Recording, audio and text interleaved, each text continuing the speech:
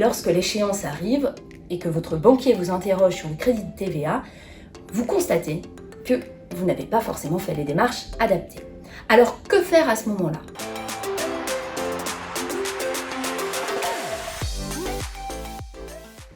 Bonjour et bienvenue sur notre chaîne J'optimise mes revenus locatifs. Aujourd'hui, nous allons aborder l'oubli de récupération de TVA au sein d'une résidence de service.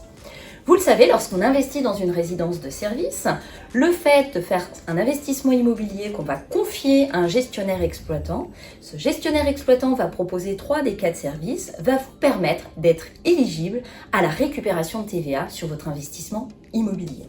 Dans ce cadre, il y a 2 schémas de commercialisation.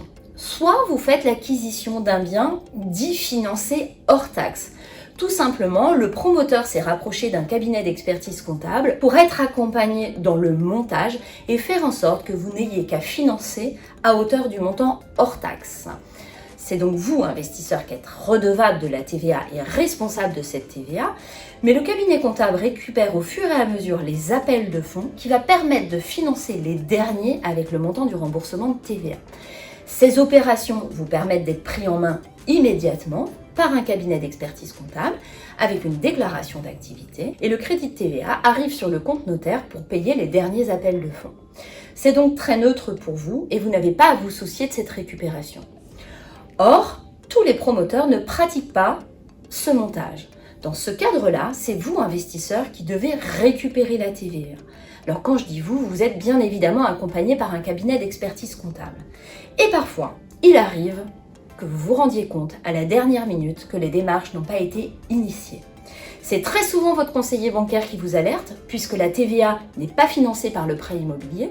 Vous avez alors fait appel à un prêt relais, et lorsque l'échéance arrive et que votre banquier vous interroge sur le crédit de TVA, vous constatez que vous n'avez pas forcément fait les démarches adaptées.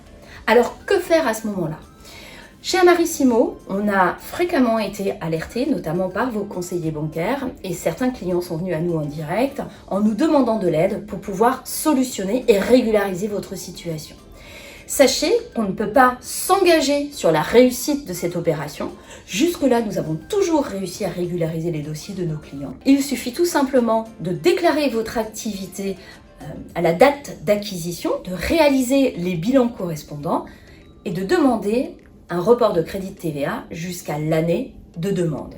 Dans de telles situations, nous avons réussi à remonter jusqu'à 3 années en arrière. Ce qu'il faut savoir, c'est que l'administration fiscale sera souveraine dans le traitement de ce dossier. Alors si vous êtes dans cette situation, ne vous inquiétez pas. En revanche, prenez contact le plus tôt possible avec un cabinet d'expertise comptable pour pouvoir régulariser votre dossier le plus rapidement possible. Si vous avez apprécié cette vidéo et apprécié nos conseils, je vous invite à vous abonner à notre chaîne et je vous dis à très bientôt sur J'optimise mes revenus locatifs.